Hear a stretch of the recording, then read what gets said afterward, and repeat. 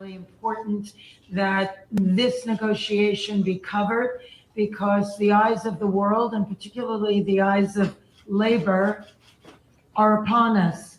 What happens here is important because what's happening to us is happening across all fields of labor by means of when employers make Wall Street and greed their priority, and they forget about the essential contributors that make the machine run.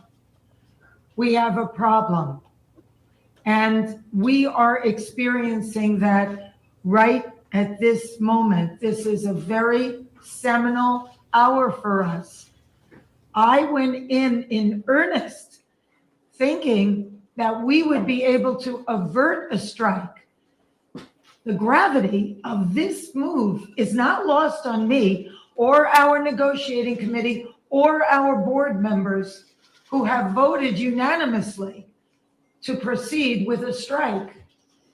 It's a very serious thing that impacts thousands, if not millions of people all across this country and around the world. Not only members of this union, but people who work in other industries that service the people that work in this industry.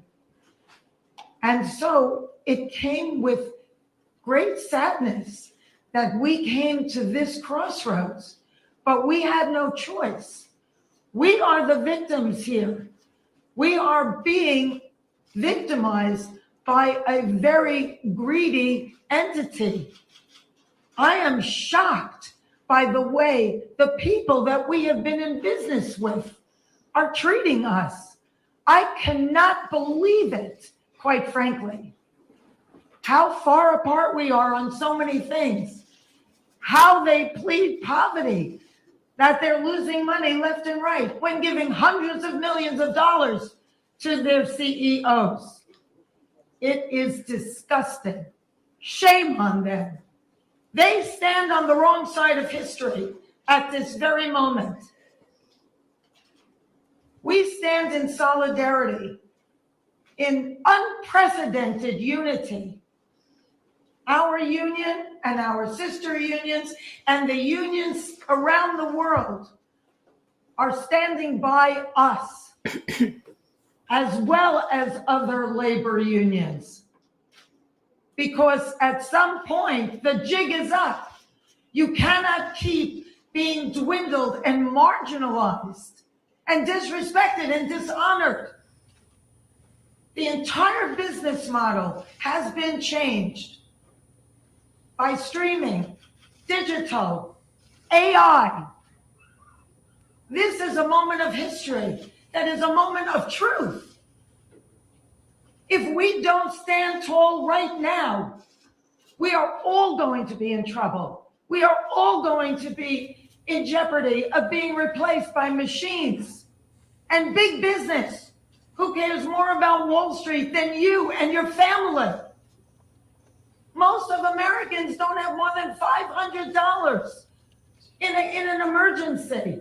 This is a very big deal, and it weighed heavy on us. But at some point, you have to say, no, we're not going to take this anymore. You people are crazy. What are you doing? Why are you doing this? Privately, they all say we're the center of the wheel. Everybody else tinkers around our artistry, but actions speak louder than words. And there was nothing there. It was insulting. So we came together in strength and solidarity and unity with the largest strike authorization vote in our union's history. And we made the hard decision that we tell you as we stand before you today. This is major. It's really serious. And it's going to impact every single person that is in labor. We are fortunate enough to be in a country right now that happens to be labor friendly. And yet we were facing opposition that was so labor unfriendly, so tone deaf to what we are saying. You cannot change the business model as much as it has changed and not expect the contract to change too. We're not going to keep doing incremental changes on a contract that no longer honors what is happening right now with this business model that was foisted upon us. What are we doing? Moving around furniture on the Titanic? It's crazy. So the jig is up, AMPTP. We stand tall. You have to wake up and smell the coffee. We are labor and we stand tall and we demand respect and to be honored for our contribution. You share the wealth because you cannot exist without us. Thank you. Yes. I really should have done a Fran Fine cosplay for this moment. Yeah, I did. I'm loving the whole Bernie arc that the nanny's going through. Yeah, I mean, I really like when she goes, "You people are crazy," like adding that into her, It's like, you know what I mean, speech, like transformed, like I guess transported back to the nanny, and like, you know. Yeah, it's, I gotta say, as someone who is actually from Queens, I'm from Bayside, which is just next to Flushing. It's the first time ever I get to be like, oh yes, we're not being made fun of. Yeah. For sounding weird. yeah, I you feel should like hear the German version of the nanny. My oldest, when they were real little, made me watch it with them on YouTube, and they actually had a German voice actor overdub Fran Drescher in the show, and it was just it was amazing because it was like this weird German accent that sounded like Fran Drescher. Wow. You know what's interesting about Fran Drescher being president? A lot of people... It'd be D Nanny, yeah. A lot of people were worried that she was going to be hesitant to agree to do a strike at first. And because she was kind of being a bit wishy-washy when there was like talks of it. And I guess a lot of the actors were like, look, Fran, you can't be like Ronald Reagan. We all know what happened the last time that happened, like, so I think she's actually willing to listen. Mm-hmm. And so with the 97% or like 8% approving the strike, when they asked, so before they even went into talks, they sent out a vote to everybody in the union asking, if we need to, would you authorize it? And they had a 97% yes, authorize the strike before we even started talking. So it would be exceptionally tone deaf to be hesitant when everyone is like, yes, fuck this. Which shit. doesn't mean that it wouldn't happen, of course. Oh my God, of course. Yeah, no. Well, her election was pretty contentious, right? It was her and Matthew Modine. And she wasn't necessarily the most... Especially... We'd like to welcome Polar, our new sponsor. Sorry, I'm not meaning to be distracted. Poltonic reversal. Matthew Modine was, I think in the height of playing that Dr. Brenner character, and everybody was like, I don't trust him. Let's vote for the nanny. Well, okay, so KT, KT, I think she ran as kind of a more inside candidate, and he kind of ran as a more, if I remember the election correctly, she ran as kind of someone who was a little bit more like on the inside, and was willing to negotiate with the studios, I think, more than he was, and it turned into this like really contentious labor fight pretty much between And these now two look at factions. her. I mean, she's definitely someone who is going to know about the residual drop. I mean, her show is syndicated, like we said, in Germany. There's so many different versions of it. There's a YouTube channel dedicated to airing The Nanny. really? She's definitely going to know what we're talking about. And of course, there's that fantastic clip that's going around, which talks about how in the Jewish culture, you are meant to side with the worker. Like if people are not being represented, if they're not getting what their work is worth, it's actually against your beliefs to not support that. So yeah, what you guys are asking is very, very, in my opinion, the most fair and basic. Like even in my opinion, you guys should be asking for more. Yeah, well, as a movie studio executive, I think that's not true at all. Also, so KT, I wanted to actually know, like, do you want to walk through some of the demands that, Oh yeah, Nanny tube. Yeah, that's a good one. That's what they meant.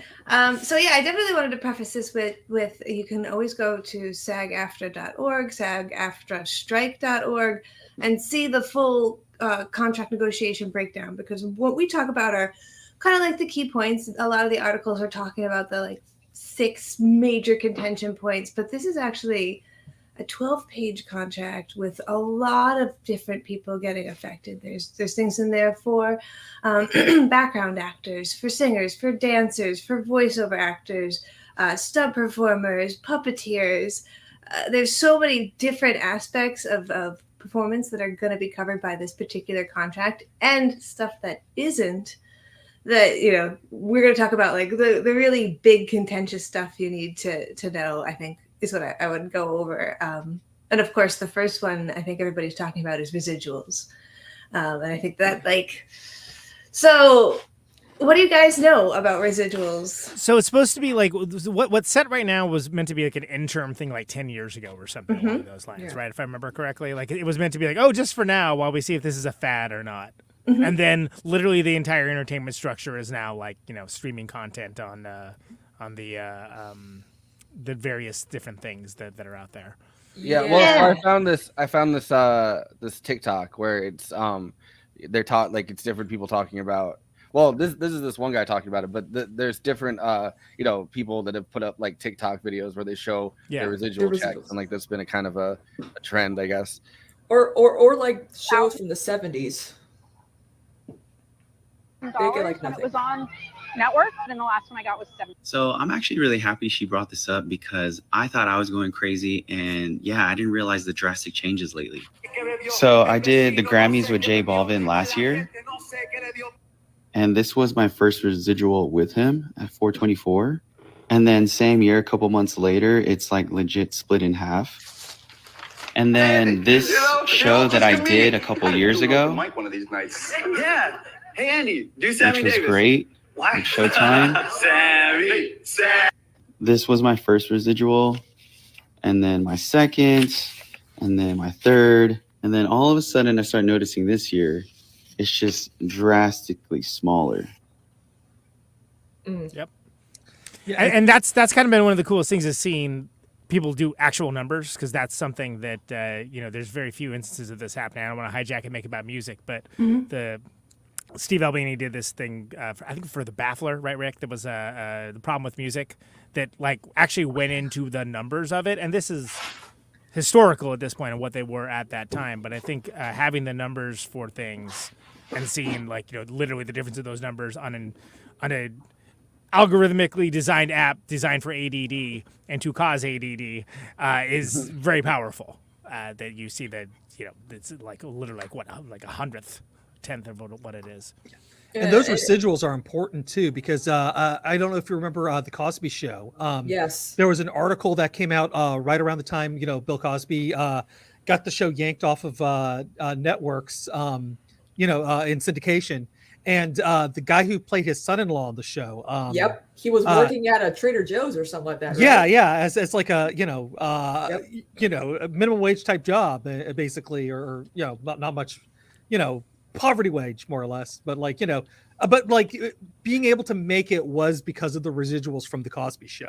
Like Right. that is why he's keeping his head up above water. And I mean, it's essentially, I mean, acting is gig work, right? Like if you're between gigs, residual checks can kind of hold you over, and which is a big part of why, like right now, a lot of people are saying, well, you should cancel your streaming services, but the union isn't asking for that, because that means that like they're going to be way less likely. They're going to have way less leverage. There's less incentive. There's less incentive. And I should also mention too that I didn't even think about it until like after I noted it. Rick's wife Rose, who also plays in Poster Children, wrote a great book called "Play Like a Man: My Life in Poster Children" that really goes into depth on a lot of this stuff too. And it's actually one of the better resources to have come out recently, even though it's also like part memoir. Very interesting book. She was on Platonic Reversal, right? Yes. And Rick has been as well. But I mean, I know, Rick, you live this. This was like literally like your y'all's life for a while, right? I mean, like music wise. Yeah. So if you made a living in music, and then, 20 years ago, it started going away, right? And so the evolution into digital and then into streaming. So yeah, it's again, not to make it about music, but it's kind of the canary in the coal mine. Usually the music business is, it takes because music a couple doesn't have decades to catch up. Music doesn't have the same kind of union setup, right? Like it's not like everybody's kind of together in. There is, but it's complicated. Well, I mean, there are music union. I'm just saying, like, it doesn't. Yeah, it's not that there isn't existence of musicians unions. The idea of organized labor within music is pretty much a foreign concept. Yeah, there's no like SAG-AFTRA, which I was watching something earlier today. Even like the fucking stupid conservative Sound of Freedom like movie that just came out. With the Jim Caviezel movie or whatever, the human trafficking, even they had to use a union actors and a union crew because it's such a big umbrella around the entire all of Hollywood and all of the crew members. Like you can't even make an independent if you want to get a theatrical run, I mean, you know what I mean? Like it's hard to make like a non-union movie. You can't turn around and stick it to the big Hollywood unions And also to go back to residuals, like my first forte into like learning about residuals was growing up. I watched the Brady Bunch. I watched all those, some of the peak, child actors, and a lot of them. I'm like, why are they doing these reality shows? Why? I'm like, wouldn't they be like rich millionaires? But no, again, that 10-year mark, and they're like, after 10 years, we don't really get anything anymore.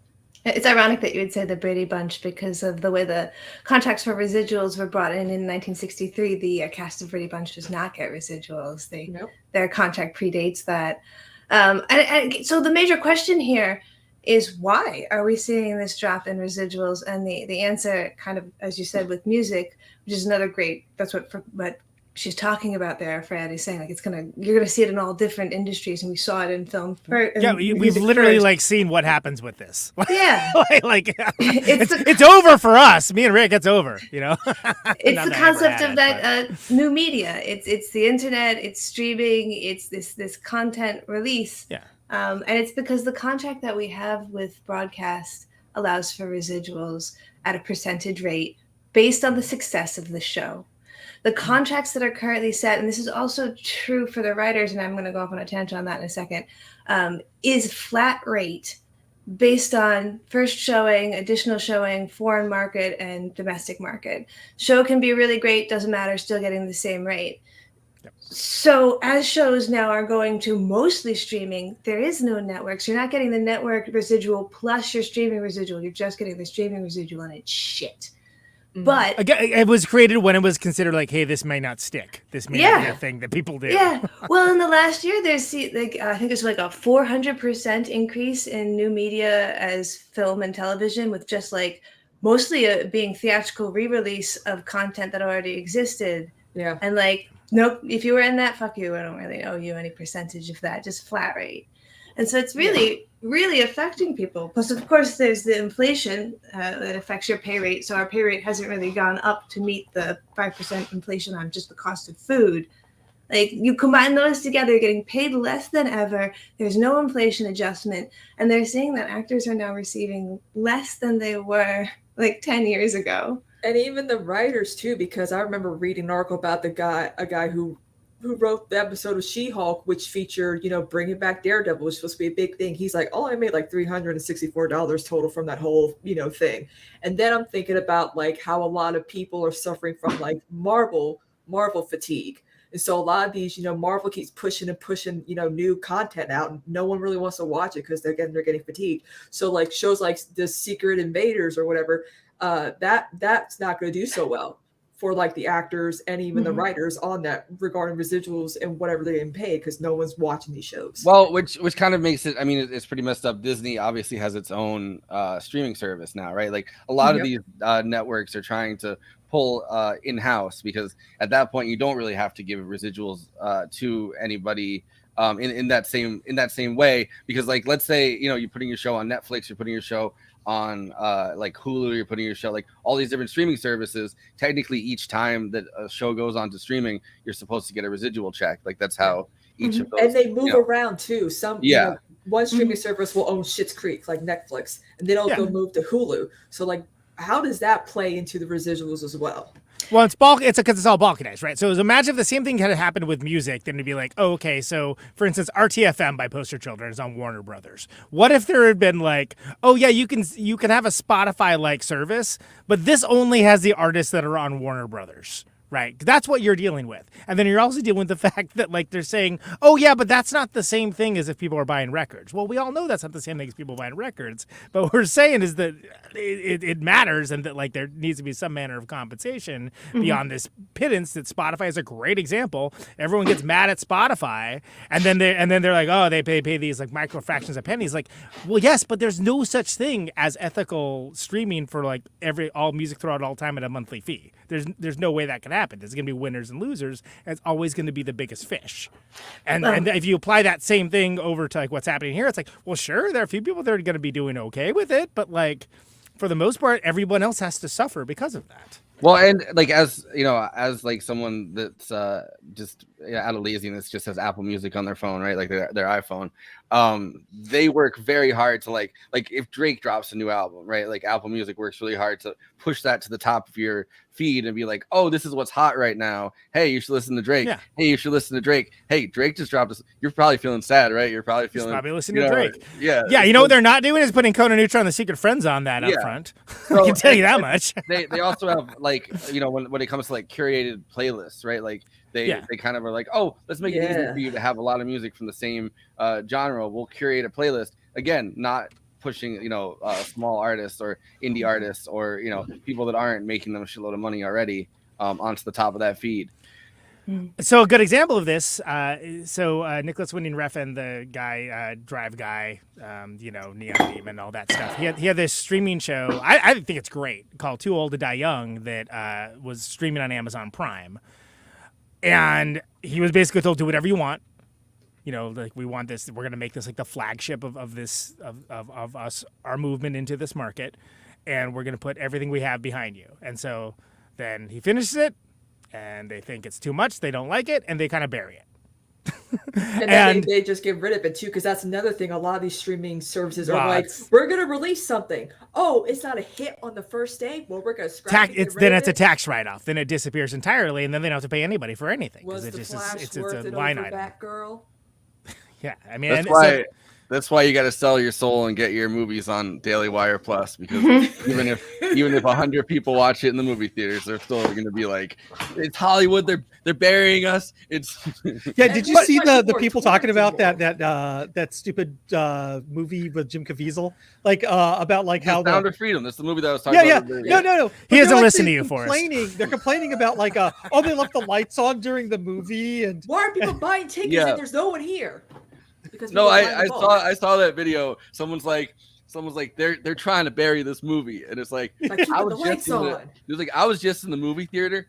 They kept the air conditioner off. It was hot in there. People aren't going to want to go in there, and they're not going to want to sit down and watch a whole movie with the air conditioner off. On top of that, the lights, they were on the entire movie. They're trying to make sure you don't see this, and it's like, dude, you just saw it. Like, I can only imagine the TikToks about Oppenheimer and Barbie this weekend from people just wanting to bitch about every little thing.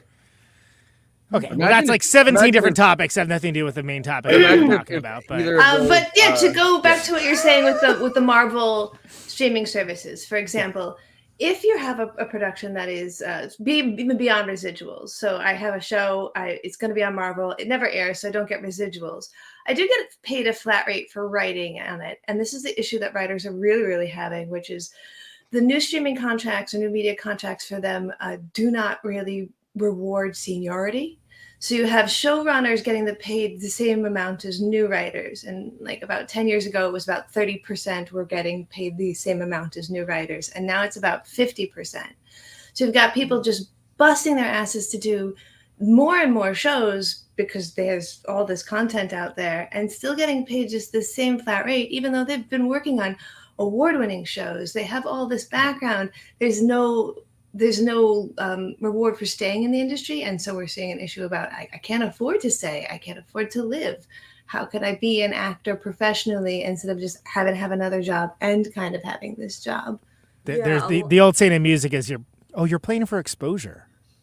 Yeah, and I've heard, a drag queen once said to me, I've seen a lot of artists die of exposure. Yeah. It's so funny real. too. Yeah. What drives me crazy is all the people who are like, well, how come they're, why are there, why is Kevin Bacon striking? Why are all these are millionaires? And I'm like, worker solidarity, motherfuckers. Like, well, it's not just worker solidarity. It's that they all are still under the same union contract, right? Mm-hmm. Which means that, whether you're a millionaire or not, like there's no cap on how much money you can earn, but there is a bottom, right? Like there's a floor to it. So you're going to want to stretch. Like, let's say Kevin Bacon's career falls through and no one ever wants to, fry that bacon anymore. And he's getting, you know what I mean? He's getting like, background actor wages at that point for like these small cameos. You're going to want to have that contract the same way that anybody else does, right? Like fame is fleeting. Also, and his music career is not gonna. He does have a band. It's called the Bacon Brothers, and and absolutely. When we're talking about these residuals, like, so think about Friends. For syndication of Friends last year, each single actor made about $20 million, and you might think to yourself, like, Jesus Christ, that's way too much. That's passive income for those people. Warner Brothers made $1 billion off of that IP. Yeah. Okay, so it's still a percentage. So if they made $1 billion off of it, don't you think they owe the people who fucking made it something? Because they don't.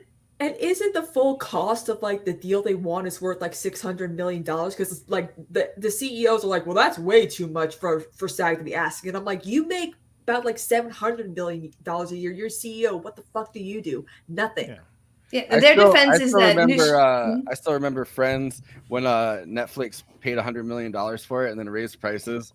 Yep. Like they raised their monthly fee by $1, like, and I was like, this is a Friends dollar. I don't want to pay a Friends dollar. Yeah, I've never even watched that show, and I'm never going to. But still, yeah. But that's the model. That's the model. Is that like they need to get people concentrated that, well, look at all this cool thing we're doing for you. Look at this pizza party. Pizza party, absolutely. And they're saying that they lost ad revenue because streaming doesn't really have commercials. People are moving away from commercials. How are they supposed to make any kind of money? And I don't know. Let's see. You seem to still be making tons of money. By product placement. Hey, look at that. Wendy's, look at that. Product placement. It Everybody works. grab your closest product. I like that mine is green, so it's on there. Mine had Deadpool on it and it washed off because it's been a few years. So no. Oh my God. People are so mad now about a lot of stuff that's getting out of production now. And I'm like, it'll be fine. It'll be fine. Don't worry. Well, there was the big, the writer's strike last time. 2008? 2008, yeah. There was a couple of shows that didn't make it, right? But the idea is sort of like, well, yeah, and the what was the one? It had Eddie Izzard, and they were like, Millions. The Mockingbird Lane. They were pretending to be rich. Yeah. They were like grifters, and I don't remember what it was, but that show didn't make it. Someone in the chat, the Riches, it's called The Riches. the wars that go to that. Oh yeah. So of course there's going to be casualties to it, but the point is like nothing is ever going to get better for anyone if there isn't some kind of action that's taken, right? So like it's like, but what they want to do is they want to engender that "F you got mine" philosophy. Especially and they want to pit workers against each other as well. Like look at like Mattawan. Look at like any like union organization. Like CNN's like, oh, look at these on the waterfront arrangement people who do flowers for movies and TV. They can't work now because everyone's on strike, and I'm like, oh my god, they're doing the thing. They're doing the thing that I hate the most. Like also people who do janitorial work are out of work right now. I'm like, I'm sure that you can find work somewhere else, as a janitor, as someone who needs like floor arrangements for something. Like, it's just interesting that they're really trying to go to like, these people are going on strike. That means that impacts all these other people, and that makes actors and writers bad. I think when you look at union busting, there's common propaganda that they go with. One of those, that's one of the key ones. The other one that you've heard them say, a lot of people say, we have plenty of product to last through this strike. And they're saying, we've got plenty of pre-existing, pre-taped shows. We'll last all the way through. It doesn't affect certain types of shows, like variety shows, daytime talk shows, soap operas, things like that could still film, although their writers are on strike for the variety shows and things like that. So it gets a little dicey. Yeah. But like, this is something that you hear, and I think this is a great segue into the next bit of this topic, which is AI. So you're saying like, oh, well, we're on strike. There's nobody doing floor arrangements. There's nobody feeding us is a common one. There's the Teamsters union that helps us on set. Well, okay, I get completely replaced by AI. They don't need a set to put me in. They don't need somebody to put makeup on me. Nobody has to fucking feed me. There's no floral arrangements. Those are, nothing to clean up after. So we're talking about the longevity of all of the side jobs as well if AI comes and takes us over. That's my biggest fear. Is the fact that people are like, yeah, I didn't know that I've been being like monitored and recorded without my consent. Because there's points where a lot of people are like, pay attention to the stuff that you're watching now, because you might see something in the background that seems off. It could be and not be a real person. It could be someone who's AI. Well, they did that. The Secret Invasion. Yeah, exactly. 17 fingers. Yeah, the Secret Invasion, which is the new streaming series then on Disney Plus. There was a big uproar because the titles were done through AI. Yep. And they specifically did it because they wanted to have the artifact of how AI currently is doing it, where it's sort of like close, but it's kind of weird looking. It scrolls, so they like the whole thing is they're shapeshifters, yada yada. I get the logic behind it. Yeah. Pretty tone deaf, frankly. It was just wrong time. Yeah. And here's the problem with AI is that it ends up running out of new. Well, it can only regurgitate old ideas. And Rick, I'd love to hear you jump in on this at some point as well, because I mean the thing with AI, right, is it only knows what already has seen. It's not going to be able to innovate. It's not going to be able to like try something new and crazy. Those AI photos we all make just get uglier and uglier the more you try to do them. Yeah. I tried. Ouroboros, the snake eating itself. If it's feeding off of AI generated material, then it's going to sort of go into this kind of cycle and become redundant. And I love how people try to like share it. It's like, oh, well, you like these shows that are formulaic and that do the thing, and you could just like crank out 1 million episodes of it. Like, no, that's not how it works. That is like a level of hell in Dante's Inferno, I think, right? I mean, but I mean, So then the question is it's inevitable that it's going to happen, and then again, not to keep dwelling on the music thing, but it's kind of like, well, okay, what does that mean? That means that people are going to value. There are going to be a group of people that value the non-generative type of art, right? Yeah. They're going to be nostalgic for art that's performed by humans and written by humans and not generated, but that's going to be a smaller group of people, right? It's just like, vinyl's popular, right? And people are listening to vinyl, but that's not an economy equivalent to what the vinyl economy was 40 years ago, or the they're going to be the most 20 years ago. They're going to be the most insufferable. They're going to be like, sorry, I only watch properties written and acted by humans. Books. The book industry. You don't have to do music. So creative industries that have been impacted by this, right? So writing a novel, right? So like to be a novelist now, right? You basically have to be rich, or you could be a professor, right? That's how I support my, creative endeavors, is that I'm a professor, right? A teacher, right? It's like you have a side gig. And so I think so there's some positive in that, yeah, the creative process, the human part of the process, the human creativity is still going to be valued, but is it going to be valued on that level that supports this large scale economy? And I think that's why you look at these precursors, and the answer is no. There's not going to be, just in the same way that like Bob Dylan and Tom Petty's catalogs are being sold off, right? Because all of a sudden the music's no longer valuable as an individual's music. It's these aggregators are buying all of this back catalog, and so in the same way, it's just, Yeah, and I think people are in some ways like content. in denial about a lot of the stuff. They're like, well, these studios, it's like a free market of some kind, right? Like there's a market to it. If these, if AI can't create the same things a human can, they're not going to keep doing that, right? Like they're going to go back to humans. And it's like, they're not. No, they're going to keep just like pumping out shit endlessly until the end of time. If they really they don't care, you know what I mean? Like you're sitting at home, you're going to watch their fucking background, TV shows no matter what. They know that. But and there is a dividing line, like something like a Poker Face, right? Which I quite enjoy Poker Face, but it's basically Natasha Lyonne does a Columbo. But it's done with love for what made Columbo great and what made that character so wonderful. And it's done in a way that's like referential without being just regurgitated. And there's other things that I could point out that are just more like, why would anyone that's like, just like the pick and save version of like the thing that's good. And that's rarely addressed. I think it gets a little bit, there's a show, Mrs. Davis. Apparently we're sponsored by Peacock tonight. I'm like shouting out all the Peacock stuff. Which is a great Betty Gilpin vehicle.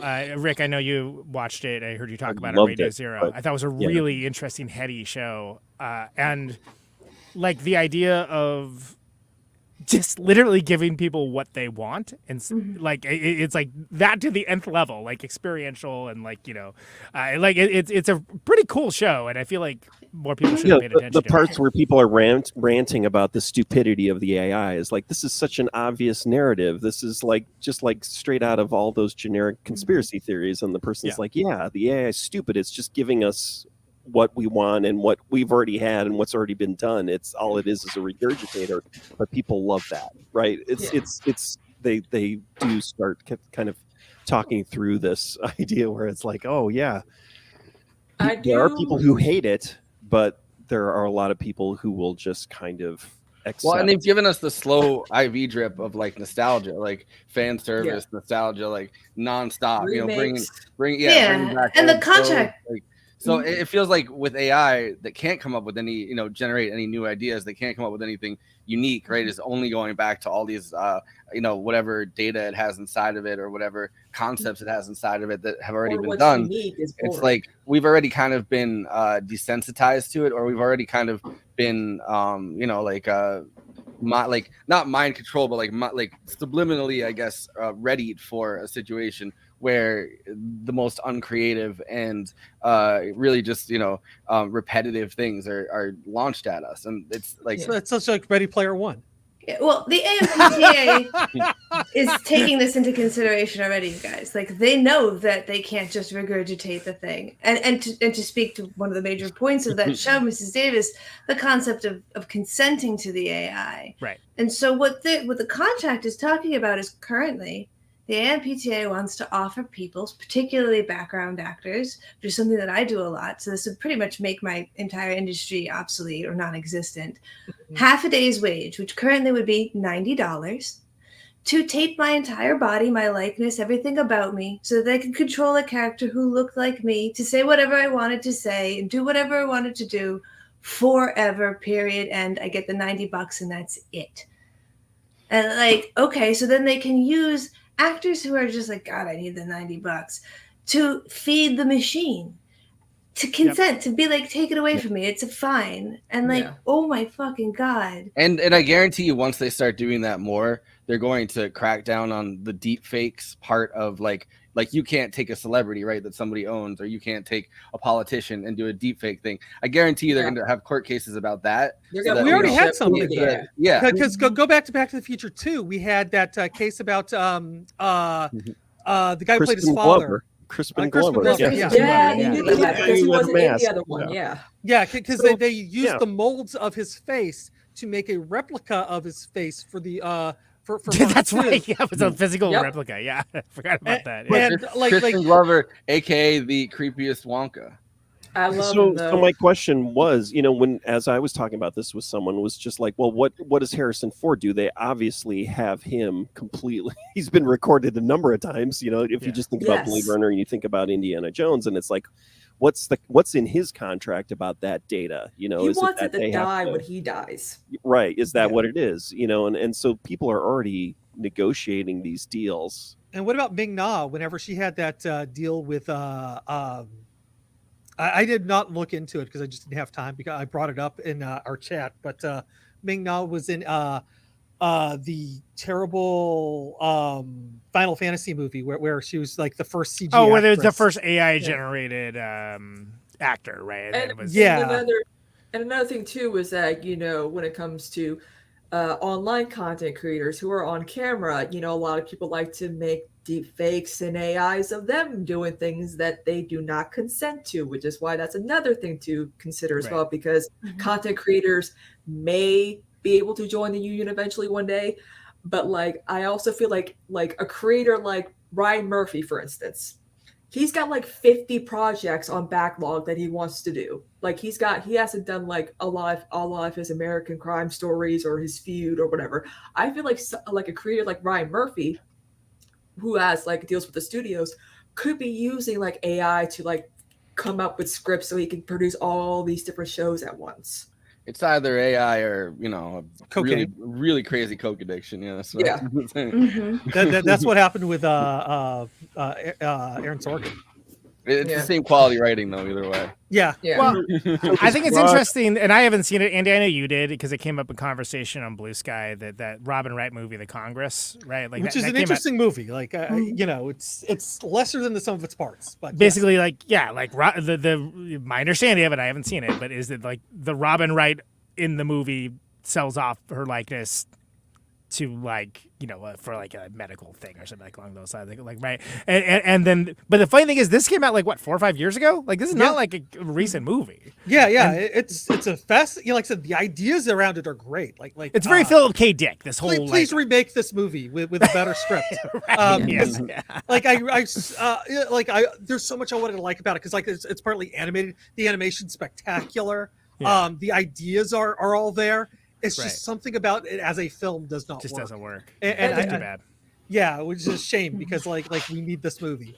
More generalized idea of deepfakes. So not even talking about actors, but just that deepfake. So even this conversation we're having right now, at some point, it's going to be impossible to tell whether or not any one of us is a real person or not. I'm not real. Or a generated thing, right? And so that idea of these type of mediated communication, right? Or it's going to be problematic because you have no idea whether or not it's real or not. And so that, I mean, in my mind, that means that there's going to be a movement back to face. It's like, if I'm going to get into contract negotiations with someone, I'm selling a house, buying a house, I'm going to want to be in the physical location with them. And then if I translate that out, what's been happening with music, right, is there's no money in streaming. Where's the money? It's live performance. Whereas in the general realm of performance, acting, performed narratives, then you start thinking, oh, theater in person, right? Is that where people will start to desire that reality, because they don't want the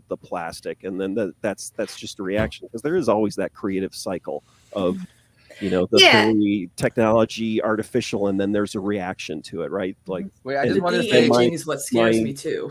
Terminology is like punk rock, or my perspective, right? There's a reaction at some point. It's a little less apples to apples, because the actors who are film actors are not theater actors. Some are both, but it's not real total. I would rather eat a gun than do 8 shows, 2 on a Sunday, the same thing. I did the performance. You got it in the can. Record it for fuck's sake. Oh god. Yeah, but That that might deserve mean theater performances. but there weren't film actors 150 years ago, right? Acting changed, and so and that was because of technology, and so that's true. Is like there won't be apples to apples. It's a transitional time. It's an upheaval. Well, for a musician who is performing streaming to performing live, you're still doing your same sort of thing. It's more, to a certain degree. If you think about recorded music, right? That you do not need to be a great performer or a great live performer to be to make creative. Great recorded music, and in the same way, a lot of live performers, I would say personally, I'm an example of that. Is like the recorded version of what my band does has never been that good, right? Yeah, you should see my CD collection. It's full of like bands, great live bands. That exactly. I usually experience the other way around. We're like, God, they suck live. I feel like the fear over AI and like the digital de-aging probably kind of started. Remember when the Han Solo movie came out and a lot of people were like, "Oh, it's just Harrison Ford." No one. It's almost like they're sticking with the digital de-aging instead of hiring younger actors to portray younger versions of these characters. So a lot of these legendary actors who are known for like these very specific roles, like Harrison Ford's known for Han Solo and even Indiana Jones. A lot of people are like, "Well, I can't see a prequel with Harrison Ford. If I want to see another Indiana Jones movie, I'd rather see like a digitally de-aged like AI version of Harrison Ford. I'd rather see his son. Let's make it different. Yeah, I mean, bring back Mutt Smith. And they don't got the technology down yet for the digital de-aging, or even the face I feel like it got a lot of attention when Scorsese. Peter Cushing was the big de-aging on the Star Wars franchise, the first one. Yeah, and the contract. I feel like another time that de-aging got like highlighted in a very negative way, thank God, was The Irishman, right? Like they did Joe Pesci. Oh yeah, exactly. Robert De Niro. I was like, they're too old to be de-aged. three different ages. Like they first they fucking de-aged them, and then they made them into. It's too bad there's only like 5 actors, and they have to do that. In another 10 years, that's even going to be Willem moot. Dafoe complained about the de-aging in the Spider-Man movie. He's like, some of the shots were too fuzzy. They don't got that technology done right. I'm like, yeah, it's gonna take a while, but who knows? Well, I mean, I will say though, like, one of my favorite movies is I think our moderator just left. where they where they actually hired Paul Bettany to play young Malcolm McDowell. It's like that's perfect casting because Paul Bettany was kind of channeling Malcolm McDowell from Clockwork Orange in that film. He does kind of look like him. He does kind of have that and like energy. Like that's exciting to see whenever you come across it, because that was like really the first time I paid attention to Paul Bettany was Gangster #1, 1999. Look at a good example, and to be fair, I did not love the movie, but in the Solo movie, Donald Glover as like a young Lando Calrissian was freaking awesome. That was great. It's just shame about the rest of the movie. And yet they're still like, no. So yeah. Whereas the titular character, the younger actor, was like. I do want to point out that under the current contract that we have, what we're discussing, all of this de-aging, all of this AI stuff that is currently happening, is limited. It's limited to what the actor agrees to in the contract. Right. Each individual film has a different contract on it. But what the AMPTA is currently proposing for principal actors is to remove that need for consent. They want to be able to re-edit the film after they're done, to make them say whatever they want to say, and to include additional scenes that they may not have agreed to have shot. Like sex scenes that may say something morally that they don't agree with. You're basically just signing yourself away. Even the principal actor. So when we say like, oh, Harrison Ford, what's going to happen to him? He would also lose his rights. Well, and I think one of the examples they used was like the Kevin Spacey thing, right? Of like taking him out of that movie and like putting in. Oh yeah, the Getty movie, yeah, which is like. Plummer. If only they could have done that with the Flash guy, just taking him right out to somebody else. Again, Warner Brothers. Frankenstein was that girl was worth making the tax of the Flash. And don't even get me started. Like, spoiler alerts for those who don't know about the Flash. It sucks. Okay, George spoil it, Reeves, yeah. Christopher Reeves. Like, do you think they consented? They've been dead for God knows how long. They didn't consent to use their likeness in the Flash movie. None of them did. Whoever owns their estate took a check. Estate, yeah. Yeah, exactly. Which to me is disgusting. Well, and then like, so how far? But Well- then, like, think about like where this is going to be going, right? Like, there's a parent-teacher conference, and you get your bot to answer it, and it's like, but your bot is like the Christopher Reeve Superman. Like, it's like Yeah. what? Like what? Like no, It's like you're driving with your GPS and you got it set to George Michael. Well, and Andy, you invoked Ready Player One for an easy laugh from me because I think that movie's horrible. But like, that is unfortunately it's the mundane apocalypse version of like what this is going to be, which is that everyone first of all, there's going to be a grandfathered in zeitgeist where things that got in before this certain time like are known, and like there's nothing more that is new really that's gonna be lit in except for by a fluke or by random happenstance or from some other criteria that we don't necessarily yet understand.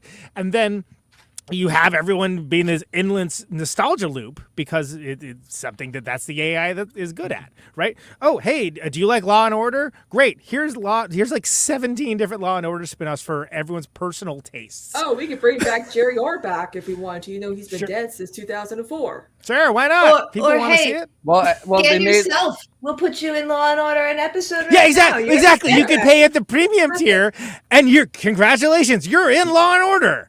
Yeah, pay us $180 to scan you. Yeah. You know, it's they like, have- oh yeah, do you like Linda Fiorentini in After Hours? Great. Well, you can give her a back massage now with this new version. be of like, After yo, Hours. if you pay us $500, like Ice-T will like walk out and see he'll see your dead body and be like, wow, that's But Damn shame. When they But think become a about it. perfectly good white boy like the that. issue with the Are you AI. telling me that guy was jerking off and snapped off his dick, and that's the thing people are doing now? And it's like, I paid $500 to get roasted Like, by. it was me. I was the guy that jerked off. The thing is Ice-T will do that for free on Twitter. But think about the issue with the AI Listen. and graphic artists that Yeah. we saw with the $5 pay to get your profile digitized. People were so excited to include themselves in that they paid the $5 without really thinking about the fact that they were the program stole from artists. So if they could just say to people, hey, scan yourself, be in TV. Tons of people are going to do the same thing Exactly. for the $5 fee. They're going to want to do it, and they're going to fuck the artists, fuck actors. This is fun. Well, and also presumably they're giving away it's privacy. It's opt in, right? You're opting in. You don't need to like steal everyone's stuff if they're willingly offering it. That's the thing. And If there's no cost for the product, you are the product. Everything's going to boil down to Fiverr.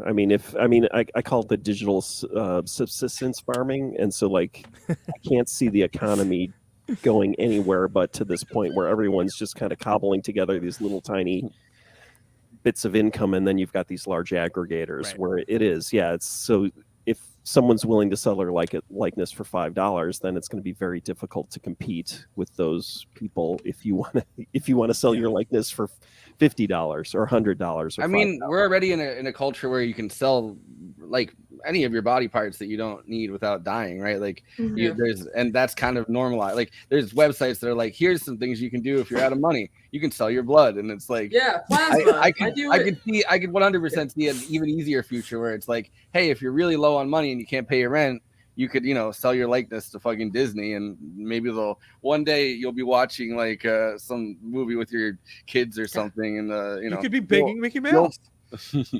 And so this brings us to a very I don't important know what kind part. of shows Andy's watching, but yeah, sure. I was also thinking about 30 Rock kind of called this a while back, where they had the thing where Alec Baldwin, like Jack Donaghy or whatever, to get through college because he was poor.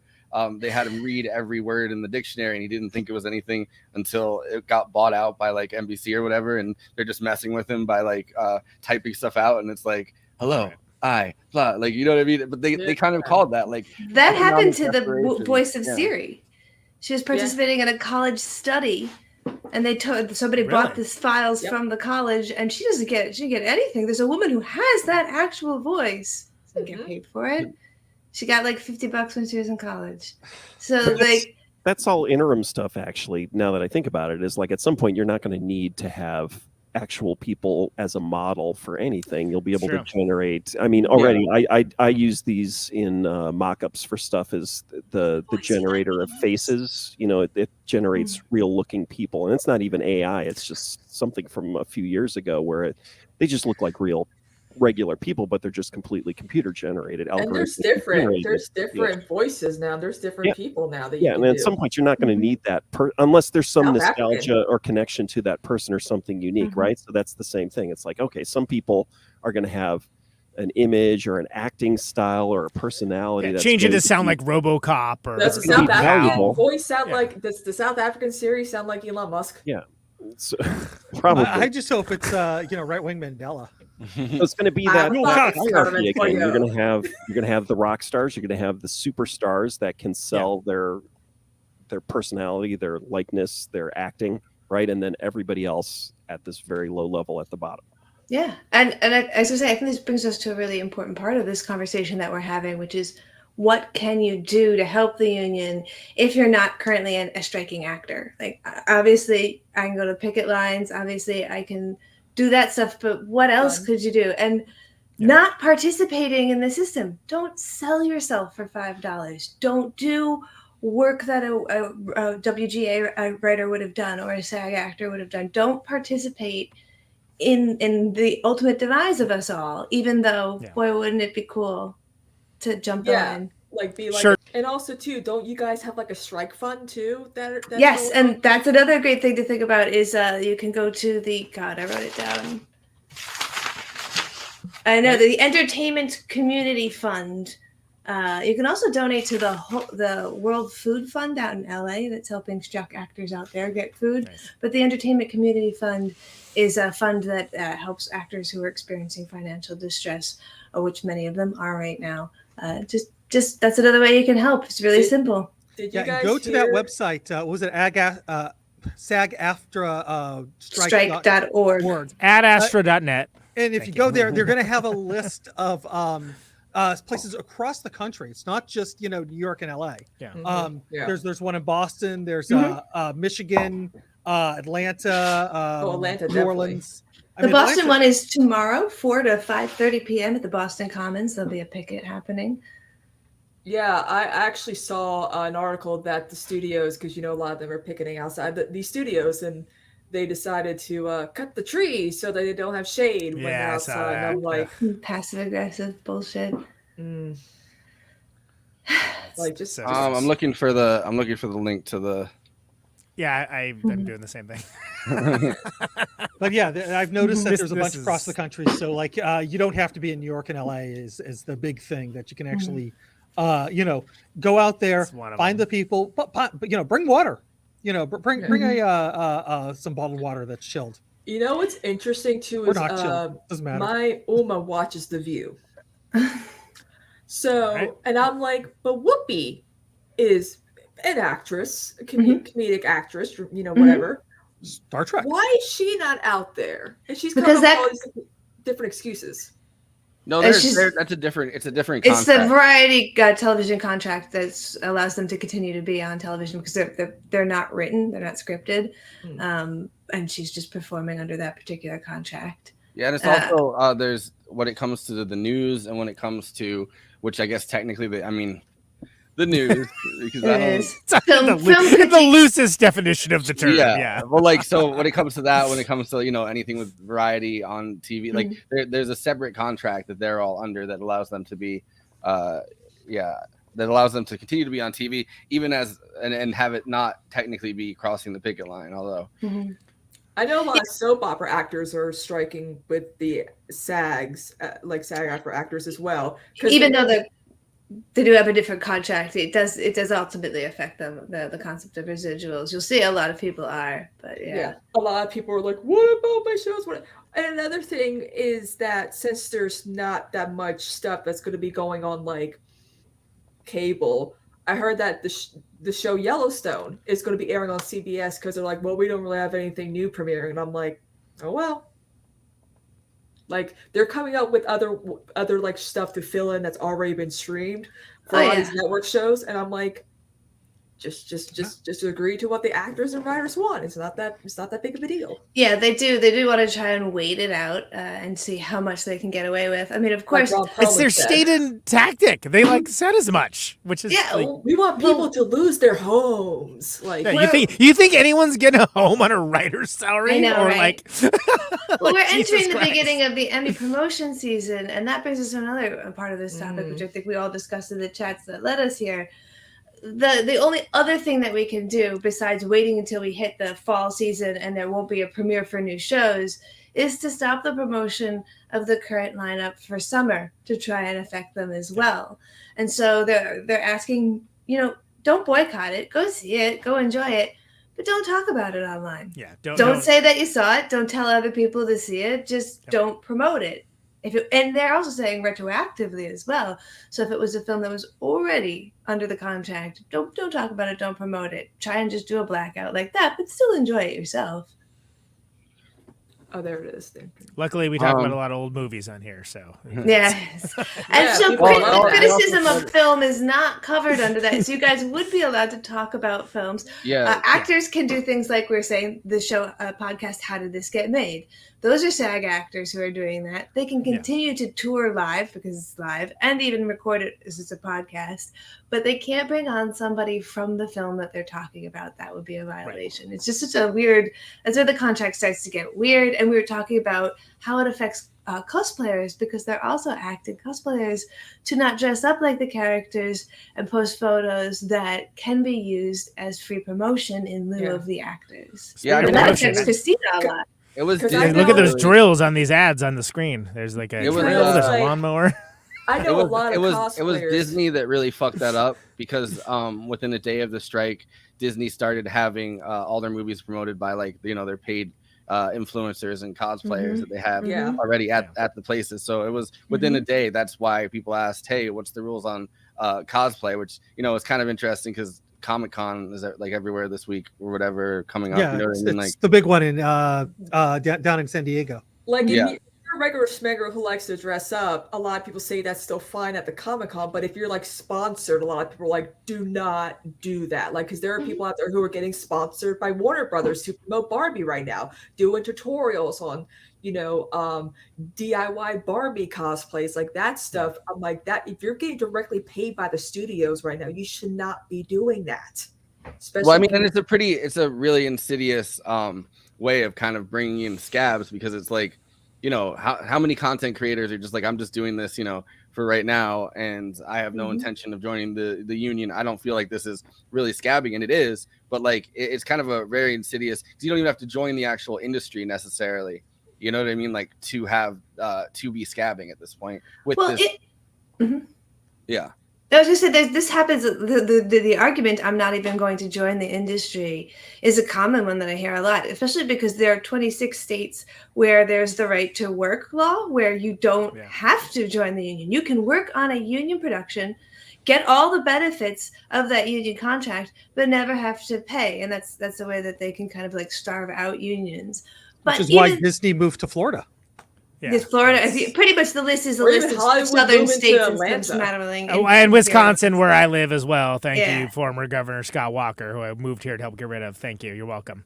So the argument for those is, even though you're not going to join the union, we're fighting for a contract that you would still wind up working under. So influencers, you might wind up joining the union, in which case, even if you're doing work where you're not going to join the union, your spectrum of work is joining us, you're going to start to receive these benefits. So why not fight now for what could be a betterment for you, even if you don't want to pay the fees, even if it's too much, because some of the fees, which are dependent on your location, are a little bit hard. I remember when I joined the union, it was about $2,000 for the initial membership dues. That can be prohibitive. Yeah, because I've been because I know I have a friend who is very close with a lot of cosplayers they have hundreds of thousands of followers on TikTok. They get their own promoted booths, and I'm you gotta tell these people to maybe slow it down. But I know some people are but this is our jobs, this is all thing we gotta do. So I'm but again, guys, there's it's very tricky for these types of influencers, because they're not in SAG right now, but they could be, because they could be including these types of influencers in the future. Yeah, and you see plenty of influencers jump over. So you started doing a stupid show on YouTube, and then Nickelodeon saw you, and they're like, "You'd be great for our whatever the show," and they pull you in, and now you are under a SAG contract. There's no way to avoid that. That shoots in Burbank. You're gonna have to join SAG. So like, why shoot yourself in the foot? You would effectively, what they're saying is, if you do that now, you are blacklisting yourself. So you could get offered this job, and you would have to turn it down because you can't, because you're blacklisted by the union. So again, like, don't short-sight it. Nickelodeon's like, hey, we really like your content. Dan Schneider wants to work with you. I mean, not naming names, but they have done that with a couple of YouTubers in the past. Yeah, one of them just got in trouble for. I'm not going to say her name because she's crazy. Yeah, she's crazy. She didn't play ukulele, did she? Yeah. Yes. Oh, it's the ukulele lady. Well, and then all right, so history doesn't repeat itself, but sometimes it rhymes, right? So like, what did we lose in the just the writer strike last time? Well, okay, Heroes, right? Remember that show Heroes? Like that pretty much got train wrecked, and and there was a couple, like Breaking Bad had a shortened season. Lost. Remember that show? Survivor made it through, whereas it was going to get canceled. They kept going because they could artificially had its life prolonged because of that. Yeah, Bionic Woman, which was a solid show. We have to strike, Jesse.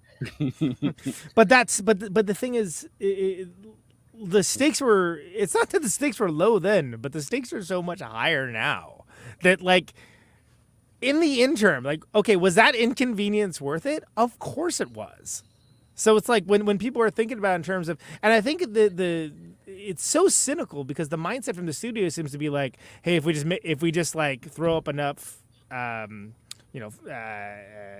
Dust about this, people will just roll over and like move on to the next thing, and it's they're counting on everyone's just like apathy, disinterest, and overwhelmedness to like not get that these are nuanced issues, but they're really not that nuanced. Which they've juiced with streaming, like because everything's it's like the fucking Balkans, right? Like with all these streaming services, you need another cable to keep track of all these like apps. Like they've both overwhelmed and gotten you ready to kind of be distracted by any small thing.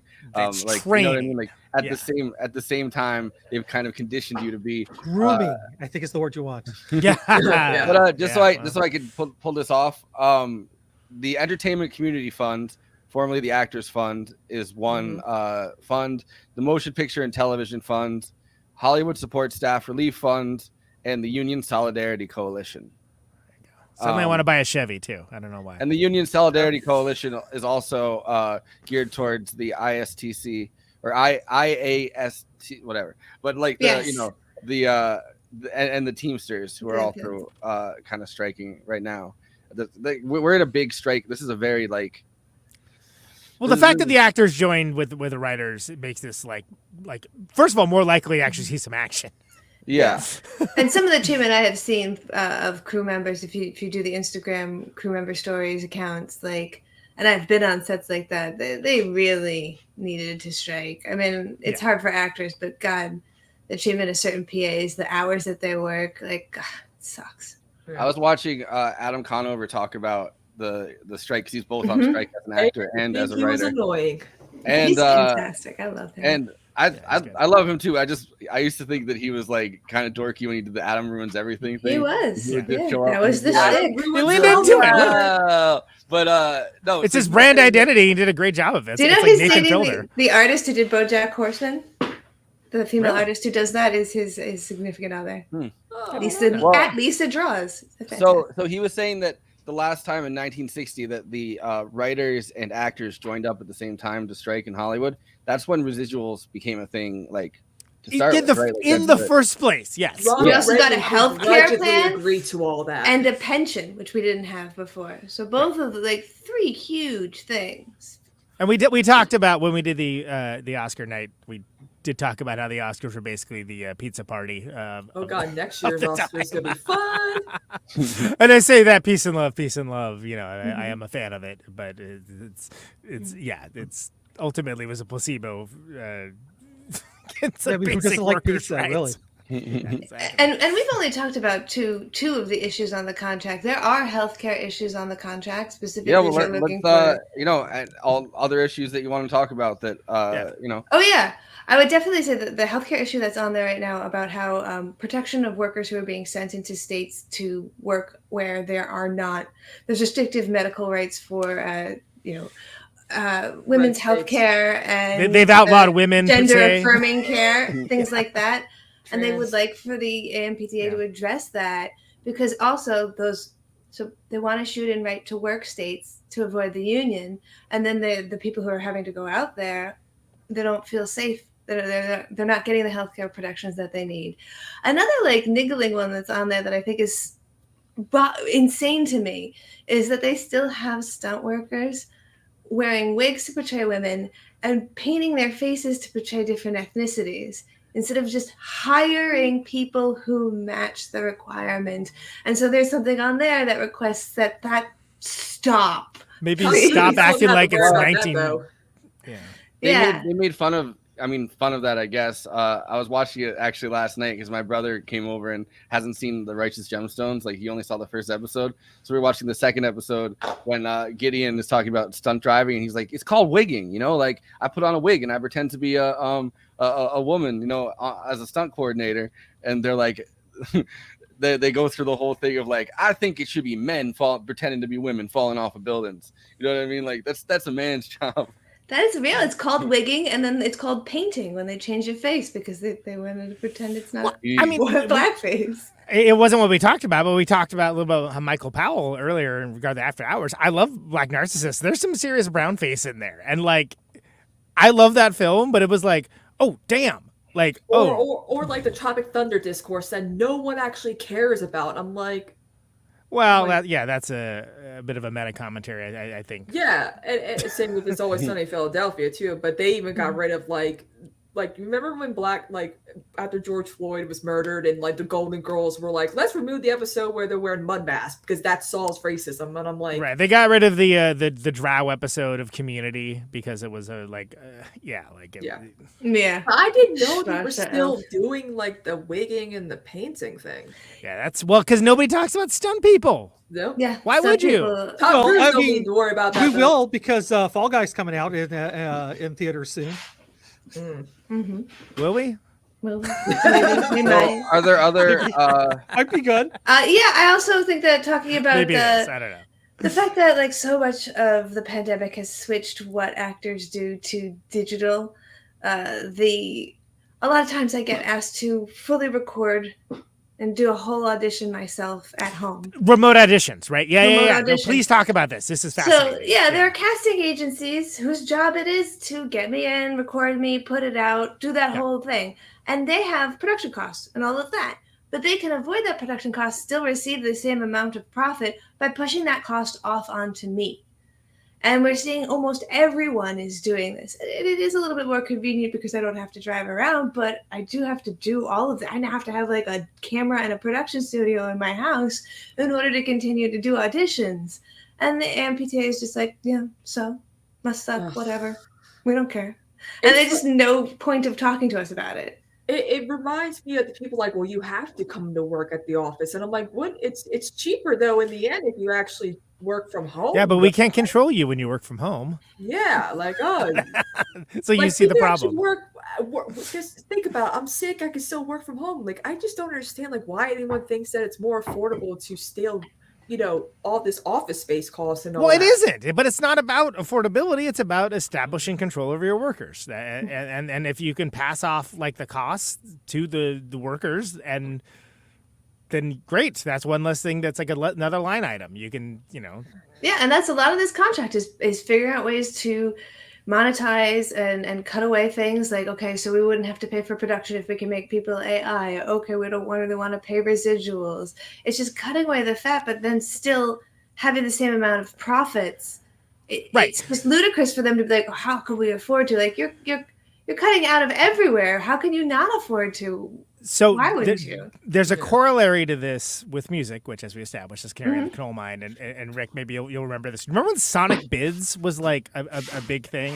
You would make your electronic press kit, and if you wanted to like, oh, I want to play South by Southwest, Right. You had. I'll pay $25 or $40, whatever, for an application fee, of which, what 5,000 other no-name bands are doing, and then like they have like one slot that they give you on like Tuesday at like noon or something along those lines, and it's just free money for the middleman and ultimately for the organization. It's the same thing. You pass along the task to people that are willing to be exploited.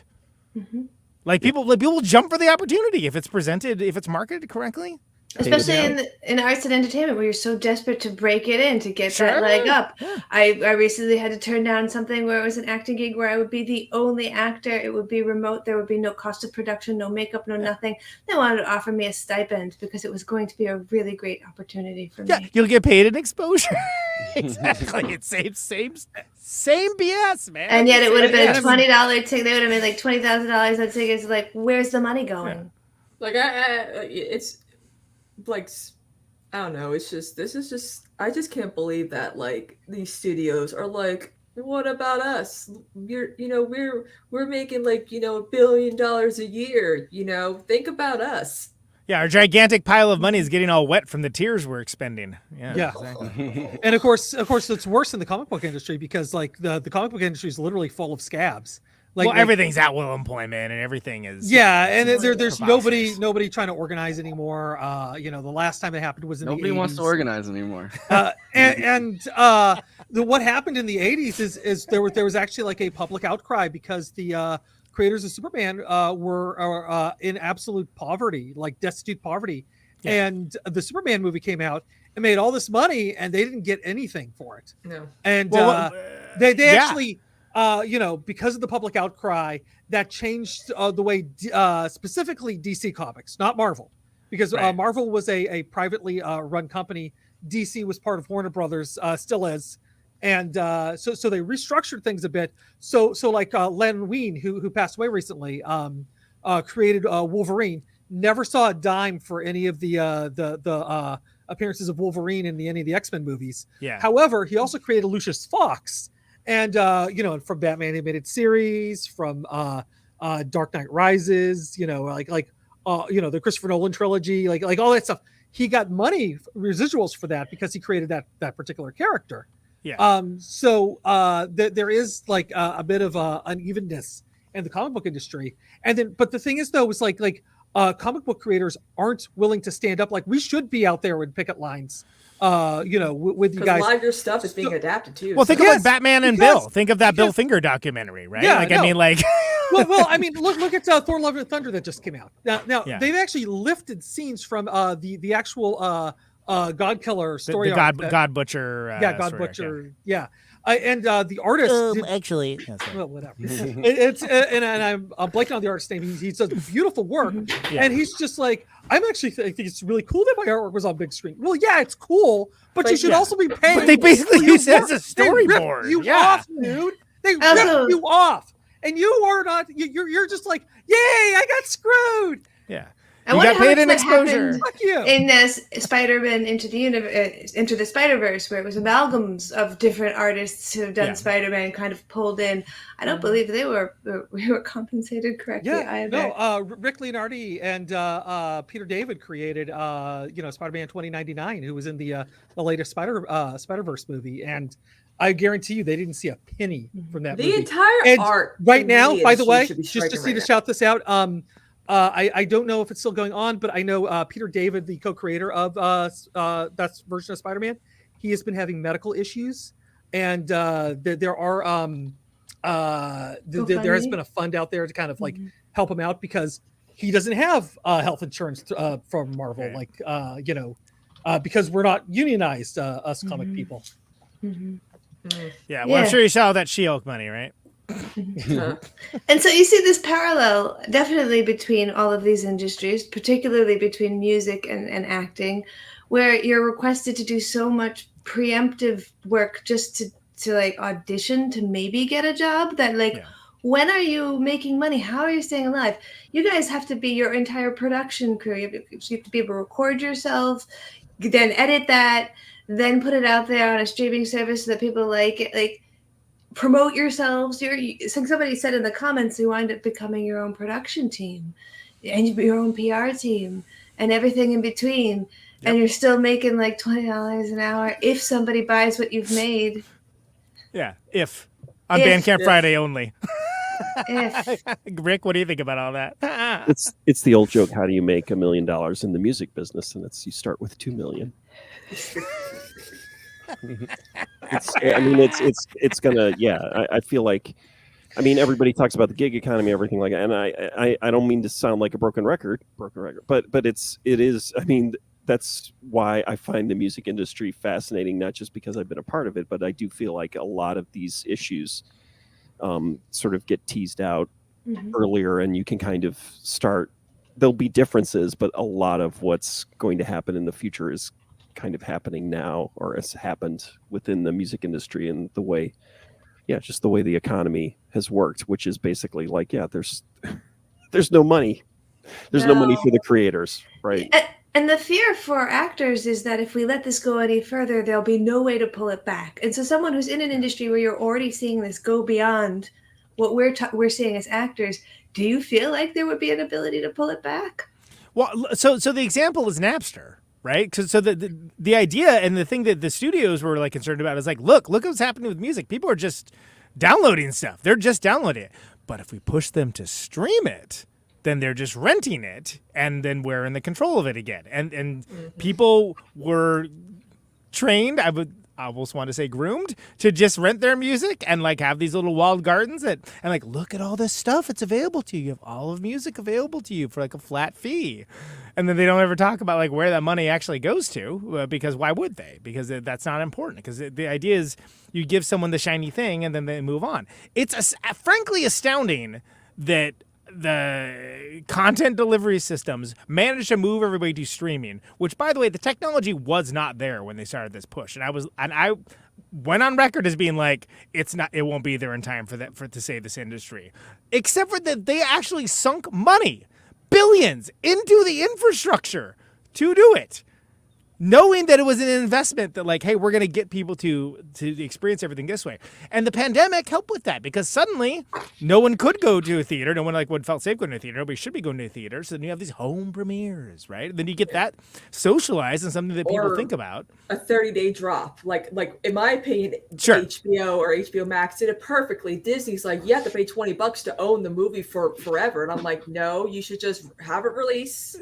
And pushing the concept of things like binging, right? Yeah. Which is a complete foreign concept outside of like a few like niche things, New Battlestar Galactica, a few other like shows. Other than that, that wasn't a thing. Like that was not a thing and was pushed into the zeitgeist purposefully so it could be content. So these studios rebranded themselves as CDNs, right? They're contact delivery networks. And then everybody, and the idea, and then it became, the studios, Paramount, MGM, everyone's like, oh, we can just pull back all of our IP from all that are on like Netflix and all these other ones, and we can have our own thing, and we can do that. And then there you go. So, but your question was, is there a way to push back? And I think that's the difference that you clarified is the fact that the union is still a powerful actor, powerful element within this. And so that's the difference. Like with no analog in music, no analog in comic the musicians union didn't have that power when all these changes happened, and so that's the one difference. I think that will it prevent everything from changing? No, but I think it'll allow for maybe some more ability to push back as all of this changes and to help. Yeah, I mean, historically, right? Like with SAG and with actors and writers unions and stuff, they have come in at the right moments, just at the right moments in order to push back just enough to. You stop the land grab. Yeah, like that, and sometimes that's as good as you're gonna get, but you stop the land grab. Like residuals are a perfect example of that, right? Like it's an idea of something that they push for to like when everybody started having a TV. And these shows are on network. 1960 was a good time for pushing back on that and saying, hey, this contract isn't working for us anymore as television actors, rather than, just as film actors that have to do this role once and get paid once. We need something else. And it feels like right now we're at the perfect point for something else, right? Like the technology is expanding out. You really can't get rid of actors right now, right? Like if actors don't do anything right now, like it hasn't developed to the point where anyone wants to see. It's not like the end of Running Man where you can just plug in, Jesse the Body Ventura fighting Arnold Schwarzenegger. Yeah. So it's you're just. But you're just at that moment where you can stop the land grab. You can actually say, hey, we need fair compensation for this.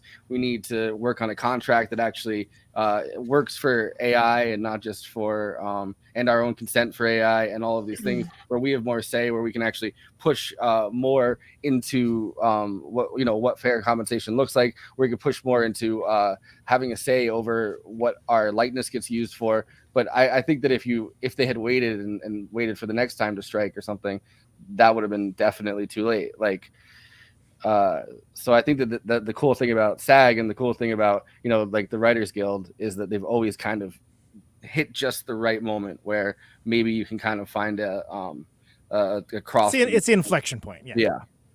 I mean, we could probably put parameters to help, like you said, stop the land grab or to at least make it so that people who engage in this are getting compensated appropriately and there's at least informed consent. It's triage. I mean, really, ultimately, it's creative triage.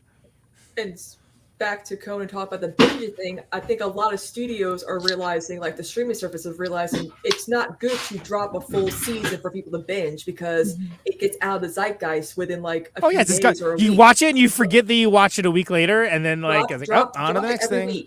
Drop it every week. And I think that's why a lot of these shows are getting like, they're like Netflix is like, well, what we promoted the hell out of Wednesday, but there was like another show that I don't even remember that they were trying to promote, but it didn't do so well. So they're like, well, we're going to scrap that show now too. So I think they got to really, if streaming wants to keep up doing what it's doing and maybe hopefully improve, they got to really reconstruct how they do things in regards to dropping these shows. And what I keep thinking about is I always go back to the idea that the work in the creative fields, it's always portrayed through this capitalist lens as it's something, it's a hobby, it's not something that's a real job and everything like that. And then I get super frustrated because I do believe the creative fields are a lubricant for capitalism. So basically, again, talking about music, it's like I don't know anyone who works a shit job that doesn't listen to music, right? So if you didn't have music, you would not have any worker productivity, right? It's the same thing with entertainment. If everyone's working and it has capitalism is destroying their lives and making them miserable, having entertainment, the arts to make them able to get through another day, right? After they get home,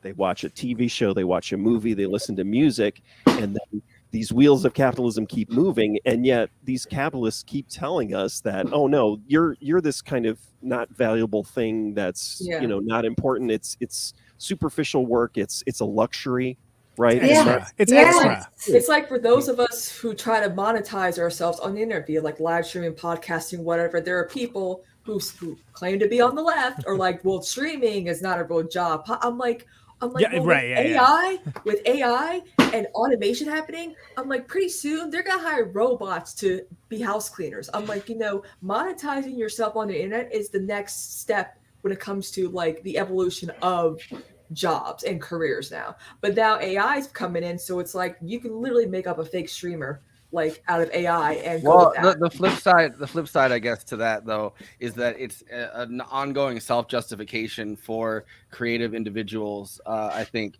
to be brought into like the capitalist fold. It's no longer, well, we can't really justify people being artists, right? Like we need to still make them feel less than, but now instead, okay, I guess you could be a brand. Like you could be yourself as brand, yourself as influencer, right? Like yourself as a commodity. Which also ties into doing your own promo and like having that be a thing. Well, you're a 360 brand. You have to learn how to do all this stuff. And that goes back to the digital subsistence farming. So my worry is that there's not enough money and not enough resources. So almost all of us are going to be working, just trying to survive day to day, right? And they call it, you want to call it gig economy, but it's just like you've got your little digital square and you're trying all these different income streams and you're just constantly hustling just to try to keep food on the table, right? And this is where universal basic income would come into play, but that's a whole different and they've I mean social media has kind of Gang, gang.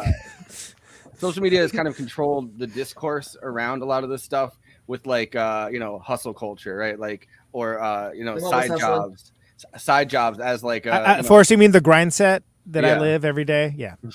I mean the hustle running guy emoji culture, fucking nail emoji. But like I think that it's juiced up the way that we think about this so much, so that now it's the 50 different things you have to do online to make an income, or the 50 different other jobs you have to do, right, to piece together an income that works for you, is now kind of treated as like, oh well, number one, it's just something you have to do, and number two, if you're not doing it, like you must just be kind of a lazy person wasting your life online doing these same things anyway. You're scrolling anyway. Like you can't get a second job, a third job. Like these, like no more can you have interests, right? Like or hobbies. Like it's everything has to be monetized. And and in the reverse of treating like creatives as professionals, also by devaluing everything, by making it into like a side hustle, even if it is just a hobby, like but it also ties into like what you're saying, ties into this lack of any identity for any kind of working class. Like for bands, it's like the entire culture has been poisoned by things like that Cameron Crowe movie Almost Famous, where like what's the saying, like there's no working class in America, just temporarily embarrassed millionaires. But it's like with music, it's like there's no working bands, it's temporarily embarrassed superstars, and it's like, and that same thing has been applied to almost everything now, where the idea of being just good at your craft and enjoying the journey of doing it is not considered okay. That's not, you're like, there's something wrong with you. But by the same token, you're also supposed to be like, paying for the experience ultimately, because like, well, that's not really work. I do like the idea though. Yeah, I like the idea of there's no struggling bands, only a temporarily embarrassed rock stars, and it's like some old fucking middle-aged guy like faded out that looks kind of like Mick Jagger, that's just like throwing up on the bar, and he's like, I'm gonna hit it big. This is the record, everyone. One of these days. But you definitely hitting the nail on the head, because it is such a farce the way that capitalism makes fun of creatives, but then also absolutely needs us to pacify the masses. And if you've ever crocheted a fucking potholder, you've had someone be like, hey, are you on Etsy with that? Because everything you do should generate money, no matter what it is that you do. Why would you just do it? You can sell it. You can create it. Yeah. Can you pay for the experience and exposure? Maddie. Damn, that's good. Always comes in with the best comments. By the way, this isn't promotion, but since we're a film criticism podcast, I guess we got the Paul Schrader Oppenheimer review just dropped. And he said, the best, most important film of the century. Yeah. You see one film in cinemas this year, it should be Oppenheimer. I'm not a Nolan groupie, but this one blows the doors off the hinges. Oh, well, Barbie came out with 91% on Rotten Tomatoes. All right. Someone asked in the comments why the WWE is not under SAG. I believe because they are considered sports entertainment. Yes. Even though it is scripted, they are not.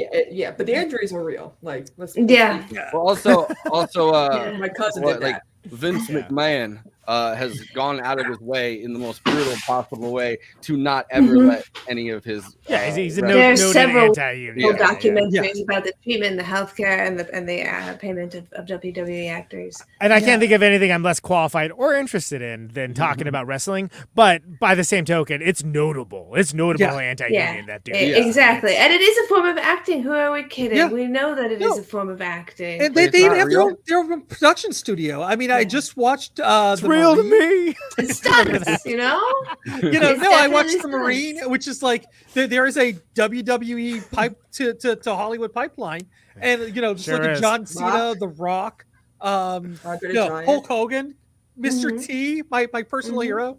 I mean, they're very good at marketing themselves because of the system that they're existent in. Yeah, well, a lot of the older people came up from the old system, which is fascinating. And like, I'm not even into wrestling, but like, I am kind of obsessed with the old, how like wrestling was so like like regional and stuff like that. Like this is weird and interesting.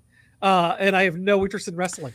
But it's like any other form of entertainment. We'd have like bands that would be regionally popular. This is the band that they're big in Seattle. You know, the Sonics, right? Perfect example. Like, well, it's the same thing with like soccer for a while was, or no, football for a while was American football was balkanized, and Trump bought one of the leagues. Right. Like Trump dumped a bunch of money into the non-NFL league or whatever, the AF. Yeah. I think it was Oh, the XML league or whatever it was called. And they were trying to have like two. I said that purposefully, by the way. Thank you. We have cords, and we're not afraid to fucking throw. It really is a touchdown when you actually manage to get a cord unraveled all the way. And right. The XLR league, yeah. Where's that representation? Thank you. But yeah, anything else you guys want to touch on? I mean, KT, do you have any other... The XLR league. Wait, Andy, put that back up. Let's do it. Are there any demands we didn't talk about? The XLR league demands to be heard. I like it with the surrender, Dorothy. Yeah, that's good. KT, how do you feel? Did you get? I feel like we hit the key points. I mean, we could go into all the bits and all the things that are in there, but these are pretty much the major points and what you can do to help out and why it's important and how it's going to affect you.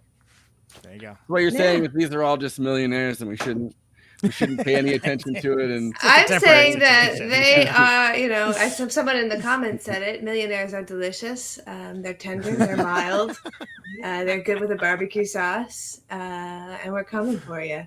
I feel like we've not understood as a society like the idea of like having a floor and having a ceiling. You know what I mean? Like I mean like when it comes to like contract negotiations. I was like, I'm standing on a floor right now. I feel like, man, as a society, man, I feel like we really need to get out of these houses. You know, we need to build. Yeah, but my basement here is unfinished, and I don't have a ceiling. I mean, I was gonna let you finish, but that was. Or tripping balls too. That would work too. Thank you.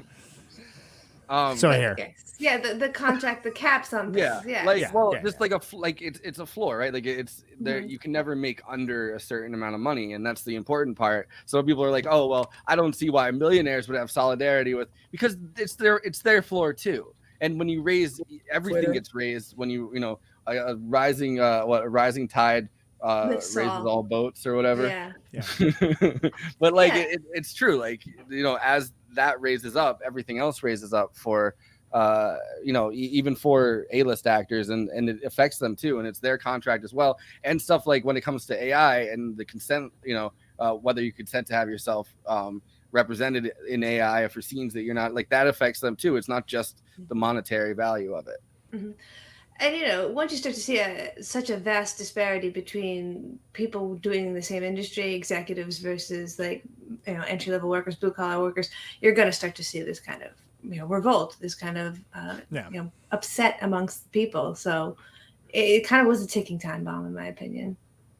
All right. Well, solidarity with SAG, solidarity with the Writers Guild and the Teamsters and UPS workers. Yes, UPS workers. Amazon workers. Anyone who's striking, we're here for you. Wrestling union that needs to form. We got a whole list of unions. And teachers unions. And let's just say labor solidarity, and this is like when somebody at like a small show, people start doing individual shout outs, and people get like, please don't start shouting out the people that are there. And I'll just say, fuck Bob Iger. We're coming for your house.